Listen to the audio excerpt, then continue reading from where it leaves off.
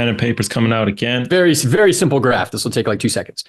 So if you look at the training of the average runner, it's going to look, okay. So it's going to look like this. Easy, E for easy, H for hard. Okay. Their training is going to look like this. They have some easy running, a lot of medium running, very little hard running. But if you look at elite runners, it's the absolute inverse. Instead of an arc like that, it's a U like this.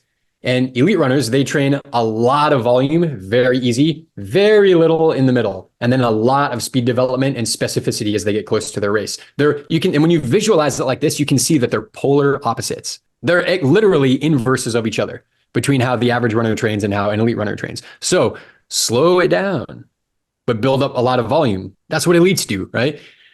An elite 5K runner even is running at least 80, if not 90 or 120 or 130 miles a week. An elite marathoner, upwards of that, right? It's a lot of volume and a lot of it's easy, but they don't neglect speed and they do a lot of strides. Kenenisa Bekele leading into the last Olympics, which they didn't select him for the team, which seemed insane, but he didn't know that at the time. This was like before the Olympics were rescheduled a year later. Leading into what would have been 2020 Olympics, he was doing, it was about 140 miles per week. A lot of that was very easy. He'd often run with the women's team and he'd often be doing his warm-ups around 10-minute pace. Now, this guy can hold like a 4:30 something for a marathon and he's running more than double that pace. But then he also got on the track every other day and he did 30 100-meter strides at 4-minute mile pace, 15 seconds for 100 meters. That's a lot. 2 miles worth of 4-minute mile pace running every other day on top of 140 miles easy per week. And Bekele, arguably the greatest of all time, certainly a top 3 or 4 by like any way that you measure it. This guy is a badass. He's still going strong. World record in the Masters Marathon just recently. So that's what he did. Lots of easy, lots of core speed development until he gets closer to the race. He doesn't train like that up till race day. That's base training, but he masters base training. And then as the race gets closer, he does big honking workouts that would kick. I mean, good luck keeping up with that guy for an actual marathon workout. It boggles the mind.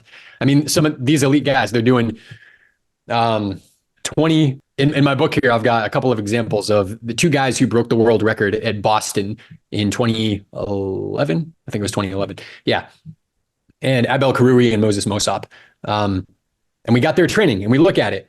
And some of their big workouts, they're really big. 25 miles at 10 seconds slower than marathon pace.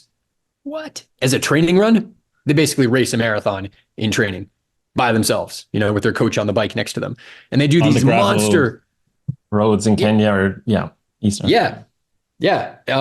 Or they do these monster interval runs that are like 10K twice in the morning, take a break, 10K twice in the evening. What? 24 miles worth of faster than marathon pace running in a single day. And then they take 9 days of recovery after. They still run doubles, but it's all easy, baby. Easy. So it's base training like Bekele, like we just talked about, and then monster workouts. And there's an in-between phase there. I call that support training to bridge the gap. But that's essentially what we're doing. Build up volume aerobically with your aerobic development, build up volume neuromuscularly. Now you're strong and you have an engine. Now we do some race preparation. Then we do some big monster workouts, just a handful of them. You don't have to do them twice a week, every week for whatever. Just a handful, 3 to 6 like monster workouts over your last month and a half of training. Boom, and that moves the needle. So you want to train with intention, with purpose, but also like, okay, this workout is easy or this workout's hard. But then you also want to be able to train like the individual workout, easy or hard. But then across a week, across a month, you want to be able to train consistently. Like you want to be able to adhere to the workout. So it's like, it's not too easy that it's boring and it's not too hard that you're fatigued and you can't, because you're kind of saying like, even these elites who are able to do the 2 10K workouts in the same day, if they're training for 9 days, that means there's a lot of sustainability built in, Oh, yes. Yeah. And building up your volume before doing those workouts allows you to repeat that workout or not die because of it. If you or I tried to go do one of those workouts, even if we made it our appropriate paces, so not even running their paces, just our paces, but for that workout, it's probably such a high volume that it's going to be really hard to recover after.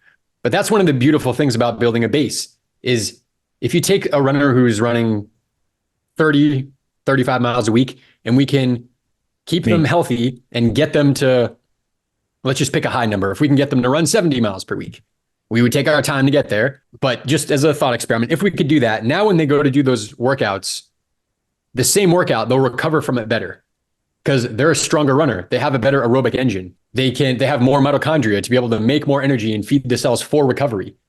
So building up a base allows you to be able to do bigger workouts. So for example, this isn't like a steadfast rule, but just as a thought experiment, if we did 20% of our, so 80-20 principle, right? If you were to be in your peak training and you did 20% of your running really specific or hard and 80% easy, you're probably not going to burn yourself out because it's only 20%. But how do we make that 20%? Maybe 20% is only 10 miles a week or 5 miles a week or 20, like it depends on your volume. So by upping the volume, we can still keep that ratio so that we don't get hurt. But that the 20% becomes 10 miles, 20 miles, 30 miles, 40 miles. It's bigger, the amount of work you can do simply because you built up the volume. So the volume does not equal your performance, but volume of running sets the foundation. That's why we call it base or foundational training, to be able to do workouts that really do move the needle later. Hey, I hope you liked that video here. Now, if you want to watch the entire interview, you can click the link down below and watch the whole interview that I did with Ross. And if you haven't picked up your copy of Run Elite, Train and Think Like the Greatest Runners of All Time, go ahead and pick up a copy on Amazon or Audible. I know you're going to love it. It's going to help you smash your times in any race from the 5K to the marathon and the ultramarathon distances. Now, if you're getting something from this video, thank you so much for watching. Do me a favor and click the like and subscribe button. With a small channel like us, it really helps to make even more videos for you. So if you're liking it, go ahead and hit that bell, hit the like, hit the subscribe. I'll see you on the next video. Thank you.